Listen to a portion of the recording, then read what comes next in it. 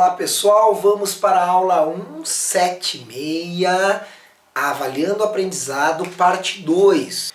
A questão número 8 diz assim: três bolas A, B e C, assimiláveis a ponto materiais, são lançadas do ponto P indicado na figura abaixo com velocidades iniciais de módulos iguais a V0. Desconsiderando quaisquer resistência aos movimentos das bolas, quando elas chegarem ao solo, plano horizontal, as velocidades vetoriais terão módulo VA, VB e VC tais que... Muito interessante essa questão. O desenho é assim para quem não tem o livro. Ó. Eu tenho três bolas. A é jogada para cima com velocidade V0. A B, do mesmo lugar, é jogado... Não, a C. A C é jogada para a direita com velocidade V0. E a D, do mesmo lugar, ela é jogada para baixo, a B, com velocidade V0. Então uma jogada para cima, outra para a direita e outra para baixo. E ele quer saber as velocidades. Ó. A B vai cair direto, a A vai subir e descer. A A vai subir e descer. E a C vai fazer um lançamento horizontal. Ele quer saber as velocidades ao chegar ao solo das bolas A, B e C. Na verdade ele diz que as velocidades são VA, VB e VC e quer saber, VA é maior que VB, menor, igual, diferente, quanto que é. Tá? Bom, notem que as três bolas elas são idênticas, tá? As três bolas têm a mesma massa, A, B e C, tarará, e aí elas têm a mesma massa. Notem que elas estão na mesma altura inicial que é o que? H. Não sei quando é que é, chamei de H. E aqui o solo é 0. Notem que ele quer saber velocidade. Todas têm a mesma velocidade inicial e todas têm a mesma massa. Vocês concordam comigo que o trabalho da força resultante é igual à variação da energia cinética? Concordam comigo? E aí é que está a jogada. Apesar de ser uma jogada para baixo, outra para cima e outra para o lado, a variação de energia cinética das três é a mesma. Por quê? Porque o trabalho da força-peso é a mesma na A, trabalho da força-peso é a mesma na B, que é a mesma na C.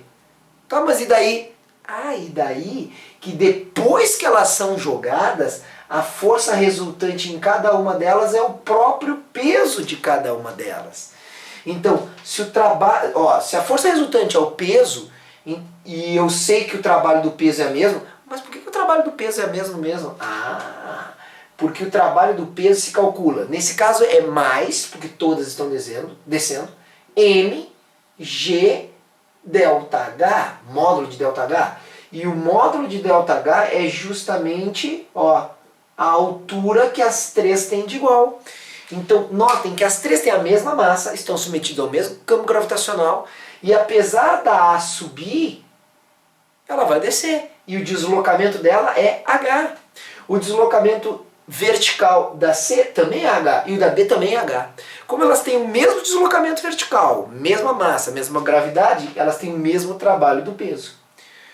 Mas como o peso é a força resultante, olha a quantidade de coisa que eu não tenho que saber. Eu vou saber que a variação da energia cinética da A é a mesma variação da energia cinética da B, que é a mesma variação da energia cinética da C. Tá? O que vai acontecer aqui então? Vai acontecer que se todas têm a mesma variação de energia cinética, tá? Vai acontecer o quê? Que se todas saem com a mesma...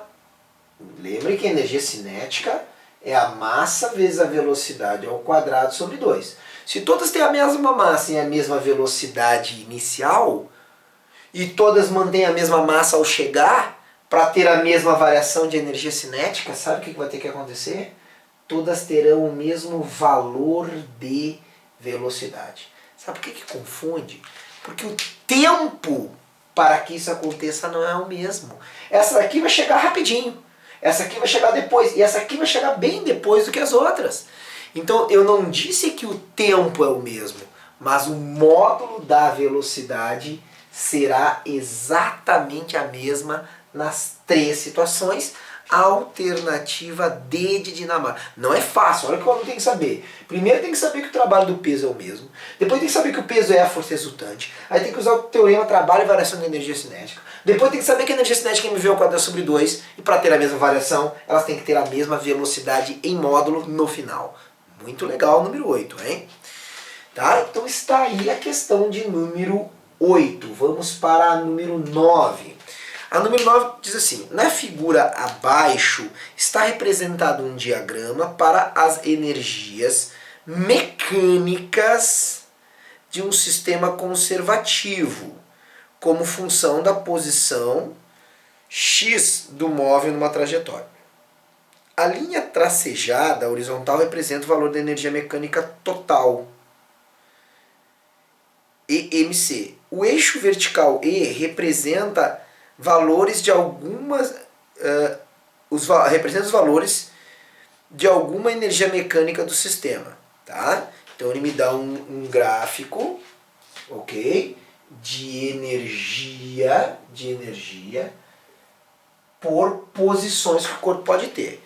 Aqui é a energia mecânica, ó, que energia mecânica.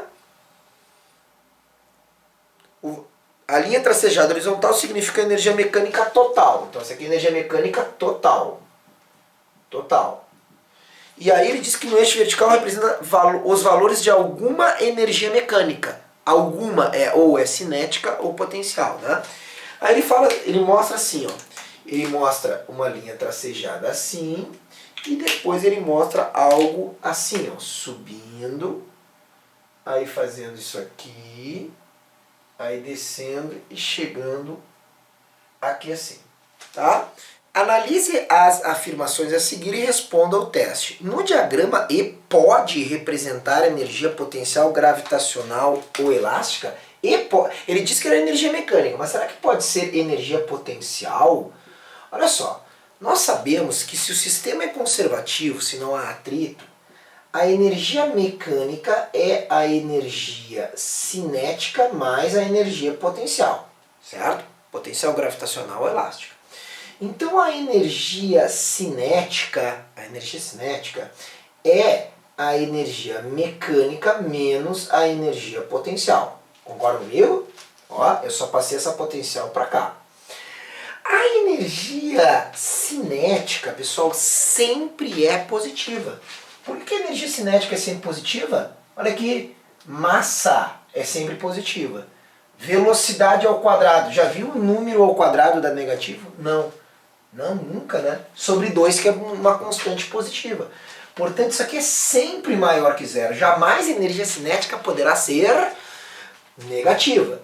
Bom, se esse número é sempre negativo, significa dizer que isso, se esse número é sempre positivo, significa dizer que a mecânica menos a potencial sempre será positiva. Isso significa dizer que a mecânica terá maior ou igual a zero. A energia cinética pode ser zero também. Então, se a energia cinética é maior ou igual a zero, a mecânica menos a potencial tem que ser maior que zero. Portanto, ó, põe a potencial para cá. A mecânica sempre será maior que a potencial. Então a pergunta número 1. Nesse diagrama E pode ser energia potencial? Nota, a potencial é possível que ela tenha um valor maior que a energia mecânica? A potencial sempre é menor que a mecânica. Conclusão, esse E aqui só pode ser uma coisa. Só pode ser energia cinética. Mas como é que pode a energia cinética ser maior que a mecânica? Tu deve estar pensando, é que é o seguinte, as potenciais podem ser negativas. Então basta eu ter uma potencial negativa somada com uma energia cinética que eu obtenho uma energia mecânica aqui, que é um valor menor que a cinética. Legal, né? Então tá aí. Agora, a mecânica sempre é maior que a potencial. Foi provado aqui no item 1. Então, primeiro item. Nesse diagrama, E pode representar que a energia potencial gravitacional é elástica? Não, não pode. E o E aqui tem que ser, a única maneira da cinética ser maior que a mecânica é dessa maneira, né? O que foi representado é cinética aqui e não energia potencial gravitacional. E não pode ser energia potencial. Se assim fosse, o trecho entre 0 e x1, x1 é esse valor aqui, entre 0 e x1, se assim fosse o trecho entre 0 e x1, a energia cinética do corpo seria negativa, o que é impossível. Beleza, já está mostrado. Né? O que ia acontecer? Se isso aqui fosse potencial, eu ia ter que ter uma cinética negativa para dar energia mecânica. Não dá, não tem como. Então, como a energia cinética é sempre positiva, o item 2 que ele falou aí está correto. 3. Para o trecho mostrado na figura, a posição x2, na posição x2 a energia potencial é máxima. A x2 é aqui, ó. Olha só, se esse número aqui, ó, esse aqui é o terceiro item, se a mecânica é a cinética mais a potencial, e eu já sei que duas coisas. Primeiro, eu já sei que esse número é constante. Esse número é constante. E eu sei que nesse eixo é cinética. Eu descobri aqui pelo item 1 que esse eixo é cinética. Quando a cinética é mínima, a potencial tem que ser máxima para que a energia mecânica fique constante. Ele falou isso? No trecho da posição x2 a potencial é máxima. Beleza, certo para o item 3. 4. No intervalo de 0 a x1, de 0 a x1 é aqui. A energia potencial é negativa? Já discutimos isso. Como a cinética é maior que a mecânica, eu tenho que pegar um valor. Por exemplo, vamos inventar, tá? Digamos que isso aqui seja sempre 20 joules, tá? Então, aqui, digamos, eu tenha 25. Como é que pode a energia cinética ser 25 e somado com a potencial dar 20? É porque eu devo ter uma potencial valendo menos 5. Então ela tem que ser negativa, porque somar um valor negativo com um positivo acaba dando um valor menor, tá aqui, energia mecânica. Interessante essa questão, né? Tá? Então, certa, ele está dizendo que a energia potencial aqui nesse trecho é negativa. Correto. Lembra que energia potencial depende de referencial, então ela pode ser negativa sim. A energia cinética não, sempre positiva. E último, nas posições x0, x igual a 1 e x igual a 3, a energia cinética do sistema é nula. x0, x1 e x3 é aqui. Olha só, dizer que a mecânica é... Porque aqui, nesses pontos, x0, aqui e aqui e aqui, a energia cinética coincide com a mecânica. Então é dizer que a cinética é nula? Não. Nesses pontos a cinética é igual à mecânica. E se a cinética é igual à mecânica é porque a potencial é nula e não a cinética. Tá? Então nos pontos x0, x1 e x3 a energia cinética é nula. Não, errada. 2, 3 e 4 fechou a alternativa D de Dinamarca para essa questão. Vamos para a questão de número 10 agora. Questão de número 10. Questão número 10. O carro de Joaquim sofreu uma pane seca, isto é, acabou o combustível, quando sua velocidade era de 36 km por hora. Por sorte, isso ocorreu no início de um pequeno vale, em que termina bem de frente a um posto de combustíveis e serviços, como se vê na figura abaixo. No local, podemos considerar que o módulo da aceleração da gravidade é igual a 10 metros por segundo ao quadrado. Aí ele pergunta no item A, numa situação ideal, desprezando qualquer tipo de resistência ao movimento do veículo, qual seria o modo da velocidade do carro de Joaquim ao chegar no posto? Então olha aqui, o carro de Joaquim estava a 9,6 metros, essa é a figura. A velocidade é 36 km por hora, que nós já sabemos que é o quê? 10 metros por segundo, porque nós dividimos aí por 3,6, certo? Então já sabemos a velocidade aqui. Ele quer saber com que velocidade chega aqui a 14,4 metros de altura. Nós sabemos no item A que se não há atrito, a energia mecânica em A será igual à energia mecânica em B. Não há atritos. Então a cinética em A mais a potencial gravitacional em A será igual à cinética em B mais a potencial gravitacional em B. A soma da cinética e potencial aqui tem que ser igual à soma da cinética mais potencial lá em cima. Como é que eu calculo cinética? Massa, velocidade em A ao quadrado sobre 2, mais massa, modo a gravidade, altura A, é igual massa, velocidade em B, que eu chamei o ponto lá de cima, ao quadrado sobre 2, mais massa, módulo da gravidade. Nota que agora tem energia cinética nos dois lugares e energia potencial gravitacional nos dois lugares.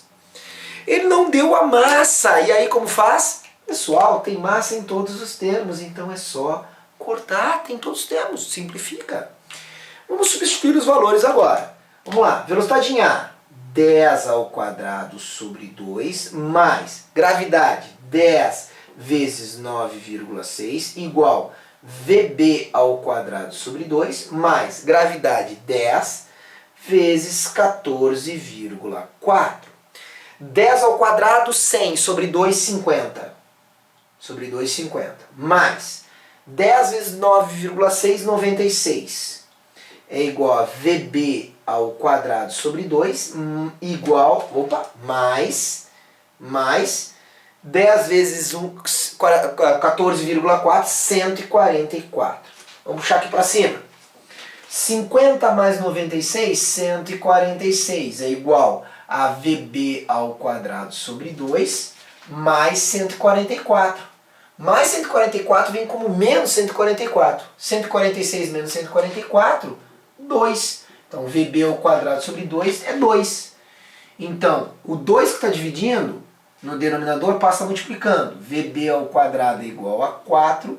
Então, VB igual a raiz de 4, mais ou menos 2 metros por segundo ao quadrado. Que se tu quiser passar para quilômetros por hora, 7,2 quilômetros por hora. Multiplica por 3,6. Está aí a velocidade em B. Item B. Na situação real, por muita sorte, Joaquim conseguiria chegar até o posto parando bem em frente à bomba de combustível. Calcula o trabalho realizado pelas forças de resistência que atuaram sobre o carro de massa 800 kg. Nessa situação, a partir do instante que deu a pane. Lembrem que o trabalho das forças de atrito é o quê? É a variação da energia mecânica. Ou seja, é a energia mecânica no final, em B, menos a energia mecânica em A. Ele diz, numa situação real, o máximo ele ia chegar aqui em cima com velocidade zero. Então tá, ele só vai ter potencial gravitacional, não vai ter mais cinética. Então vamos lá, vamos refazer a conta. Trabalho das forças de atrito vai dar mecânica em A, mecânica em B. Em B não tem mais cinética, porque ele está fazendo uma suposição agora que, numa situação real, o máximo que ele chegaria é chegar lá. Não com 2. Isso aqui é ideal. Então, aqui não tem cinética, só tem potencial. Então, mecânica em B é a potencial em B, menos mecânica em A. Mecânica em A tem as duas. É a cinética em A, mais a potencial gravitacional em A. Tá? Então, vamos ter que fazer essa conta aqui agora e acabou. Ó, trabalho das forças de atrito, o trabalho das forças de atrito é potencial em B, M vezes G vezes HB, menos cinética em A, massa, velocidade em A ao quadrado sobre 2. Nota que esse menos, ele põe menos aqui e menos aqui, distributiva, né? Menos M vezes GHA. Agora ele me deu, eu preciso da massa, 800 kg. Então agora vamos calcular o trabalho das forças de atrito.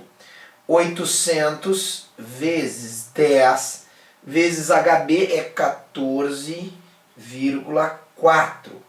Tá? Menos 800 vezes velocidade em A. Velocidade em A era 10. 10 ao quadrado sobre 2 menos 800 vezes 10 vezes o 9,6. Notem que esses termos aqui eles podem ser agrupados. O 800 vezes 10 dá 8.000. 8.000 aqui. Então eu posso agrupar aqueles dois termos, vai ficar assim, vai ficar 8.000 vezes. Põe em evidência. Porque vai ficar muito mais fácil do que eu fazer essa conta e depois subtrair daqui. Então eu vou fazer 8.014,4 menos 9,6. Né? Já aprendeu lá, agrupamento, lá na matemática, né? E isso aqui menos, tá? Menos. Aqui vai dar 10 ao quadrado, dá quanto? Dá 100, né? Dá 100. 400, ó, 800 por 2 dá 400. 400 vezes 100 dá 400, com mais 2 zeros, dá 40 mil. Bom, aqui 14,4 menos 9,6 dá 0,4.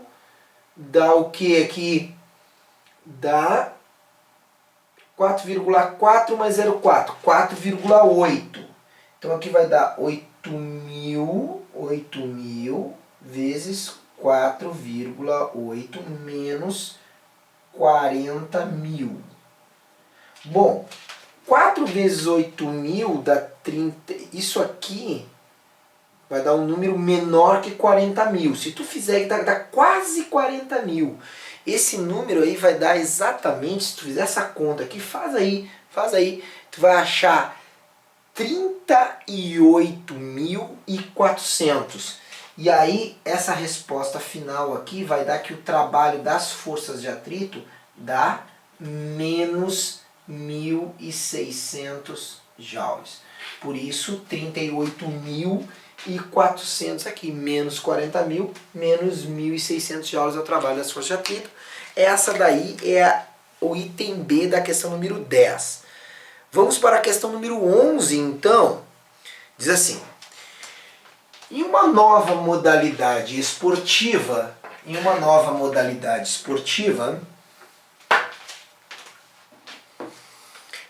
propostas para os Jogos de Inverno, atletas percorrem com a máxima velocidade possível e saltam sobre um trenó parado e deslizam rampa abaixo até ser parados por um sistema de molas elásticas, que ao serem tracionados freia o conjunto atleta mais trenó, de modo semelhante ao que ocorre aos porta-aviões. Vence a prova quem provoca a maior distensão nos sistemas de mola. A atleta Lisa Quick, correndo o máximo que pode, atira-se sobre o trenó e o conjunto inicia a descida à rampa com uma velocidade de 8 metros por segundo, sem que seu movimento seja afetado por qualquer resistência externa antes de tocar as molas. O conjunto atleta mais trenó tem massa de 60 kg. O sistema de molas tem constante elástica igual a 15 N por centímetro. E a aceleração da gravidade local é de 10 metros por segundo ao quadrado. Nessas condições, determine a distensão máxima. Então, nota que a atleta vem correndo, salta em cima do trenó, e assim, ó, ainda tem um desnível aqui, ó. Questão número 11 tem que ter o desenho. Então tá aqui, tem um desnível. Aqui tem o trenó, Então o atleta vem correndo por em cima do trenó, ele desce, e aí o que vai acontecer? Vai acontecer que vai bater numa mola que vai frear. Nota que aqui em cima ela pula com uma velocidade de, ele fala aí, 8 metros por segundo. Então, 8 metros por segundo de velocidade. Então, tem energia cinética, porque tem velocidade. E a altura é 1,8 metros. Tá? A constante elástica é de 15 N por centímetro. Ó, 15 N por centímetro. Cuida, hein? Tem que passar para o sistema internacional.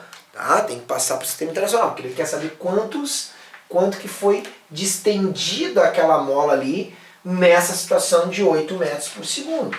Então o que vai ter que acontecer aqui? Eu vou ter que fazer o seguinte.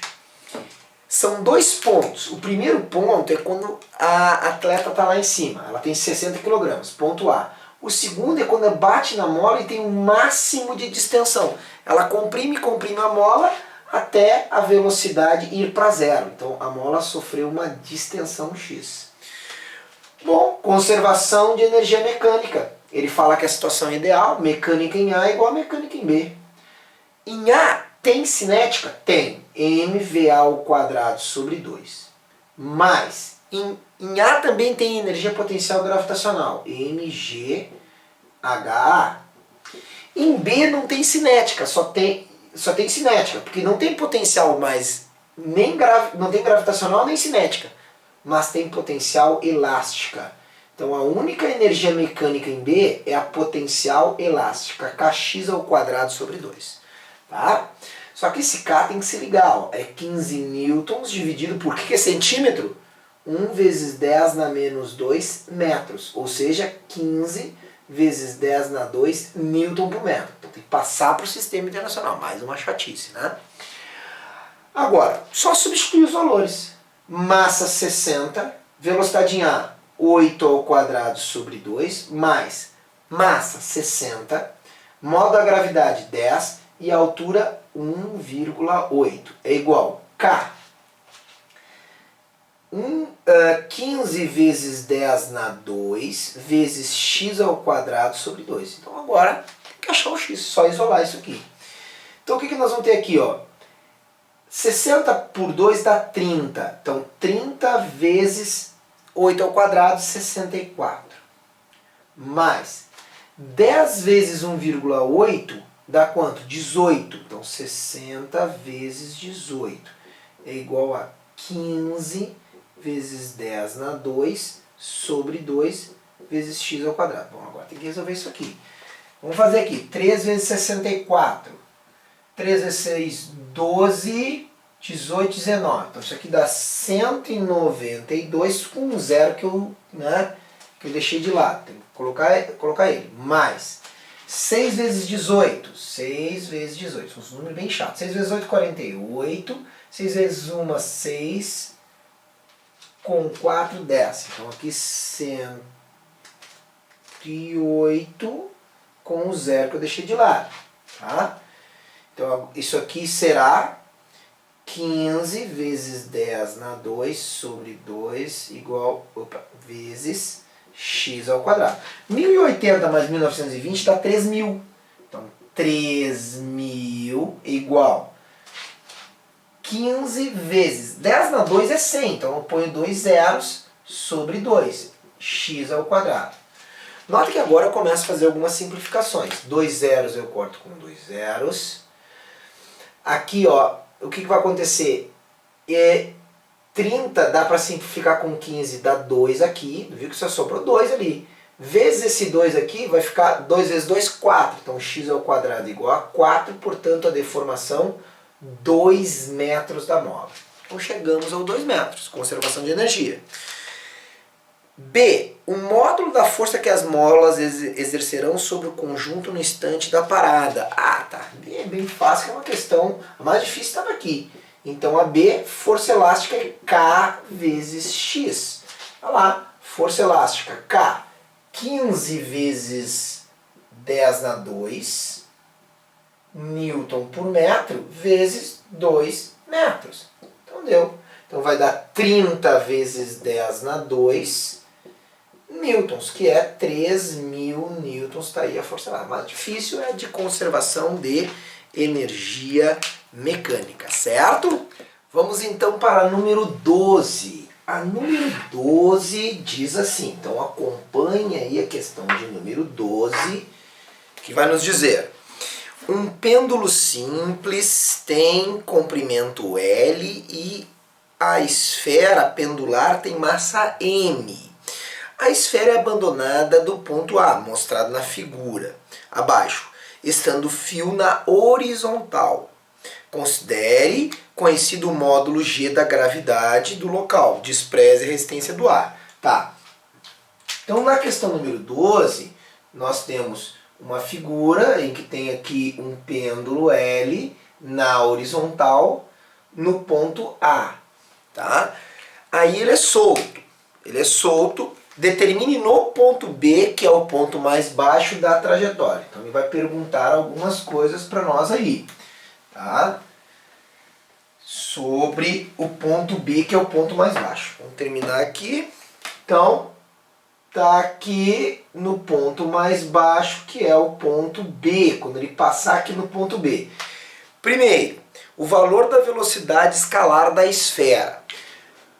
Bom, Se esse pêndulo tem comprimento L e massa M e gravidade G, notem que aqui ele está já no ponto A numa altura igual a L, ó, porque isso aqui vale L também. Ele não tem velocidade, ele diz que é abandonado a partir do repouso. Então em A não tem velocidade, mas em A tem energia potencial gravitacional, que é uma energia de altura. Já no ponto B, nós vamos dizer que aqui no ponto B é um nível zero de altura. Então no ponto B, contrariamente ao ponto A, ele não tem altura, mas tem velocidade. Tá? Então, o que nós temos? Para resolver a questão número A, se a gente desprezar o atrito, ó, despreze a resistência do A, a energia mecânica em A será igual à energia mecânica em B. Conservação da energia mecânica. Só que em A não tem cinética. A não tem cinética. E B não tem potencial gravitacional. Em B não tem potencial gravitacional. Então eu faria aqui cinética em A mais potencial em A. Mas eu não tenho cinética, então só vou colocar potencial em A. Em B, eu faria também cinética em B mais potencial em B. Mas eu não tenho potencial em B, eu só tenho cinética. Conclusão, a potencial gravitacional em A se transforma em cinética em B. Como é que vai ficar? Potencial gravitacional, massa vezes gravidade vezes altura. Só que a altura é L. L é igual massa vezes velocidade em B ao quadrado sobre 2. Tá aqui, a energia cinética em B. Nota que eu tenho massa nos dois lados, então a massa pode ser simplificada. O 2 que está no denominador, está dividindo, passará ao numerador quando mudar aqui, né, para o outro lado da igualdade. Então vai ficar 2 vezes G vezes L é igual a velocidade em B ao quadrado. Bom, ele pediu a velocidade em B no item A, né? Estamos fazendo no item A. Então a velocidade em B será o quê? A raiz quadrada de 2 vezes G vezes L. Está respondido aqui o item A da questão de número 12. Vamos para o item B. Qual é o módulo da tensão da corda? Ah, interessante. Olha aqui, pessoal. É uma mistura agora de energia com o que nós já aprendemos, que é forças em movimento circular. Quando ele está na parte mais baixa, tá aqui a corda, vou desenhar numa outra cor, na parte mais baixa, ele está em movimento. Ele está em movimento. Ele está em movimento para a direita, tá aqui VB para a direita. Quais as forças que atuam naquela massa M? Quais as forças? São duas. Quais são elas? Peso para baixo e tensão para cima. Eu te pergunto, peso e tensão são numericamente iguais? Não. Porque se tensão e peso fossem iguais, a resultante daria quanto? Uma força para cima igual para baixo, a resultante daria 0. Mas peraí, se a resultante é 0, a aceleração valerá 0. A aceleração desse cara é 0? Não. Ah, não é, professor. Se fosse 0, ele estaria em MRU. Porque está em movimento. Que movimento tem FR igual a 0? E ele não está no MRU. Está vendo que ele está fazendo uma trajetória curva? Então a resultante tem que ser para o centro. E como é que se chama uma resultante para o centro? Força centrípeta. Força resultante centrípeta. Então existe força resultante. Vamos começar por aí. Existe força resultante, que é centrípeta. Como é que eu calculo a centrípeta por um lado? Não é M vezes V ao quadrado sobre R. Ó, não confunda. MV ao quadrado sobre 2 é cinética. MV ao quadrado por R é força centrípeta. Agora, não é assim? Mas por outro lado, a força centrípeta é a resultante das atuantes. Quem é que tem que ser maior? Tensão para cima ou peso? Lembrem, tem que sobrar para o centro. Para sobrar para o centro, quem é que tem que ser maior? T maior que P. E justamente eu faço isso. T menos P igual a mv ao quadrado por R. Agora, então tá aqui. Tensão é menos P. Joga para o outro lado. P mais mv ao quadrado sobre R. Só que tá, vamos substituir o que a gente conhece agora. Vamos substituir o que a gente conhece. Quanto é que vale o peso? O peso é mg. mg mais. Quanto é que vale o V ao quadrado? Olha aqui, ó, eu sei, ó, V ao quadrado é 2GL. Então, M vezes. Então, ao invés de V ao quadrado, eu botei 2GL. Agora, ao invés de colocar o raio, o raio da trajetória é o L, é o próprio comprimento da corda. Então, notem o que eu vou ter aqui, que interessante essa questão. Corto L com L e eu vou ter mg mais 2mg. Agora eu pergunto, 2mg mais 2mg não dá 3mg? Agora o que é mg? mg é o peso, portanto a tensão é 3 vezes o peso. Sempre que um pêndulo for abandonado da horizontal, sem velocidade, cuida aí, sem velocidade, ele chegará aqui embaixo com a tensão 3 vezes maior que o peso. Então eu já sei quanto é que é a força centrípeta, né? 3 vezes o peso menos o peso dá numericamente o dobro do peso. A centrípeta, tá? A centrípeta, ó. A centrípeta é 2P. Porque a tensão é 3P e o peso é P. 3P menos P, 2P. É a força centrípeta. Tranquilo? Legal essa questão, né? Bom, a questão número 13 e última, então. Um bloco de massa 250 gramas está apoiado sobre uma mola elástica que está comprimida, presa a um fio. A base que apoia o corpo tem massa desprezível. Ao cortarmos o fio, o bloco é lançado verticalmente até uma altura máxima de 2 metros em relação à posição de repouso do sistema, como mostra a figura. Considere 10 metros por segundo ao quadrado a aceleração da gravidade, 2,5 Newton por centímetro a constante elástica da mola, e que o ar não exerce ação considerável sobre o bloco. Determine. Então tá, deixa eu te mostrar o desenho aqui para que a gente consiga se achar aqui na questão de número 13. O número 12 já era, vamos para o número 13. Então tem uma plataforma no número 13 que segura o bloco. Tem aqui uma mola comprimida, aqui uma plataforma, tá? E uma cordinha segurando ali, a mola está comprimida. E aqui tem um bloco aqui em cima, tá? Esse bloco, ele me disse a massa, 250 gramas, então 0,25 quilogramas. Já tem que transformar, né? Sistema internacional. Aí ele solta a cordinha, Ao soltar a cordinha, a mola solta aqui e o corpo sobe, ele diz 2 metros de altura. 2 metros de altura, tá? Então ele é lançado verticalmente a uma altura máxima de 2 metros em relação a esse ponto aqui. Então tá aqui, o bloco vai até lá em cima.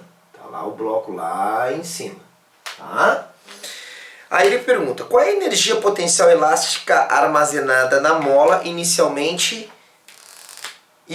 Quer saber a energia potencial elástica na mola? Ele me deu o K. Tá? Eu sei que energia potencial elástica é K vezes o x ao quadrado sobre 2. Só tem um probleminha. Eu não tenho o x, eu não sei quanto é que a mola foi deformada. Eu sei que ela veio parar aqui, mas quanto que ela deformou? Então eu não tenho como ir por aqui. Mas notem que se eu chamar aqui, ó, embaixo, aqui, isso aqui de nível 0 de altura, eu tenho o quê? Eu tenho que a energia potencial elástica da mola, aqui embaixo, a elástica da mola, irá se transformar primeiro em cinética e depois em potencial gravitacional. Então, eu tenho 2 pontos que eu vou colocar. O ponto inicial eu vou chamar de A e o ponto lá em cima eu vou chamar de B. Então, o que vai acontecer aqui? Vai acontecer que no item a energia mecânica em A será igual a mecânica em B. Agora eu pergunto, em A tem energia cinética? Não, ele está parado. Em A não tem velocidade. E em B ele tem energia cinética? Também não, está parado em B. Ele não tem cinética nem no início, nem no final. Ele só tem durante, porque ele vai adquirir velocidade. Mas nota que a mecânica se conserva. Mecânica em A. Qual é a mecânica em A? É a potencial elástica em A. Qual é a mecânica em B? É a potencial gravitacional em B. Então no item A, qual é a energia mecânica armazenada inicialmente? Tu vê que eu não faço kx ao quadrado sobre 2 porque eu não tenho x. Mas eu sei calcular o mgh. Olha aqui, ó. A potencial gravitacional em B é massa vezes gravidade vezes altura em B. E eu tenho tudo. Então, notem a jogada para calcular a potencial elástica em A. É calcular a potencial gravitacional em B. Massa 0,25, gravidade 10, altura 2. Então isso aqui vai dar quanto? 0,25 vezes 2 dá 0,5 vezes 10, 5 joules é a potencial gravitacional em B, que vai dar a potencial elástica em A. Então resposta, 5 joules. Qual é a compressão inicial da mola? Bom, agora, antes eu não podia usar, porque eu não tinha duas coisas. Agora eu posso usar. Notem, eu sei que no item B, que a potencial elástica é K vezes x ao quadrado sobre 2. Só tem que cuidar uma coisa. Se eu tenho aqui a energia em joule, eu sou obrigado a colocar no sistema internacional a constante que é em Newton por metro. E ele me deu que a constante é 2,5 Newton por centímetro. Então eu tenho que transformar essa constante, cuida com isso. Então é 2,5 newtons por 1 centímetro é 1 vezes 10 na menos 2 metros. Por isso que o K é 2,5 vezes 10 na 2. Ó, o menos 2 vai para cima como 10 na 2 Newton por metro. Tá? Então sempre que tiver Newton por centímetro, tu multiplica por 10 na 2 que obtém Newton por metro. Tá? Ah, professor, mas eu não tenho de centímetro para metro, eu não tenho que dividir por 100? Sim, mas o centímetro está no denominador, né? Então dividir por 100 no denominador é multiplicar por 100 o numerador. Cuida com isso. Então a potencial elástica é o K, 2,5 vezes 10 na 2, vezes. Na verdade eu tenho já, né? Eu tenho aqui a energia potencial elástica, que eu já calculei. 5 joules aqui, 5, é igual a 2,5 vezes 10 na 2 sobre 2 vezes o x ao quadrado. Então o 2 aqui ele vai multiplicar, que ele está no denominador, ele multiplica, vai ficar 10 igual a 2,5 vezes 10 na 2 vezes x ao quadrado. Agora eu vou ter o seguinte, esse 2,5 vezes 10 na 2 que está multiplicando, ele vai dividir. Então 10 dividido por 2,5 vezes 10 na 2 é igual a x ao quadrado. 10 dividido por 2,5 é 4. Esse 10 na 2 no denominador vai para o numerador como 10 na menos 2. Então, se x ao quadrado é 4 vezes 10 na menos 2, x é igual a raiz de 4 vezes 10 na menos 2. Raiz de 4 é 2. Raiz de 10 na menos 2 é 10 na menos 1. E essa resposta vai dar em metros. X é 0,2 metros, ou x é igual a 20 centímetros. Então está aí a resposta da B de Brasil. Qual é a intensidade da força da mola que ela estava exercendo na posição inicial do sistema? Então, questão de força elástica. Força elástica é K vezes X. Eu já sei o K e eu já sei o X. Então vamos calcular a força elástica. K, 2,5 vezes 10 na 2 Newton por metro. Então eu vou pegar aqui, 0,2 metros. Eu poderia botar centímetro e o centímetro? Poderia, quer ver? É até mais fácil. Como as unidades vão se cortar, então tanto faz, né? Vou deixar aqui. Mas eu poderia botar centímetro também, tá? Quanto é que vai dar isso aqui? 0,2 vezes 2,5 dá 0,5. 0,5 vezes 10 na 2 dá 50. Então a força elástica, 50 newtons. Tá? Bom, então tá aí a força elástica. Qual a intensidade da força de tração no fio antes de de ele ser cortado. Então é uma questão de dinâmica. Quais as forças que eu tenho atuantes aqui? Notem que eu tenho no bloco o seguinte, ó. Eu tenho aqui no bloco algumas forças. Eu tenho o peso do bloco, o peso e a normal. São as duas únicas forças que eu tenho. O peso do bloco, se a massa é 0,25, vou até colocar aqui embaixo, ó. Então, no bloco, eu tenho peso. Se a massa é 0,25, o peso é 2,5 newtons.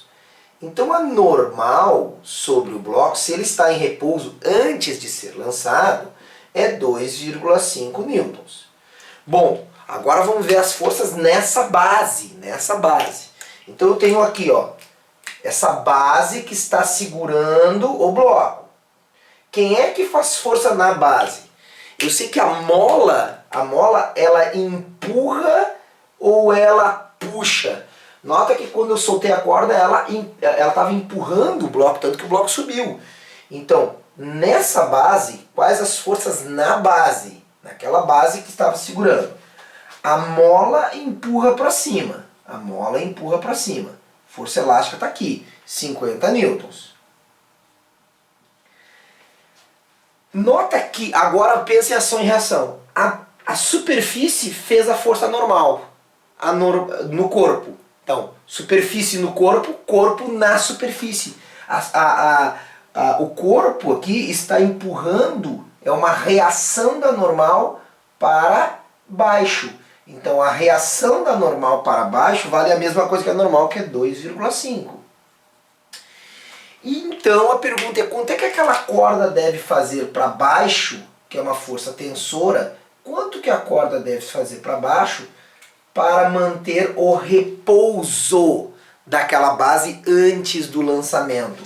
Então, antes do lançamento, a força resultante era 0. Mas se a força resultante é 0, as duas para baixo, ou seja, T mais Fn' em módulo, tem que ser numericamente igual àquela para cima que a mola faz, que é a força elástica. Numericamente. Vamos colocar os valores. T mais 2,5 é igual a 50. Portanto, a tensão vale 50 menos 2,5, 47,5 newtons. Vê que é uma questão, então, relacionada a forças, nem é a energia. Interessante, né? Então está encerrada aí a aula, tá? A questão número 13 é a última. Até a próxima aula. Aquele abraço.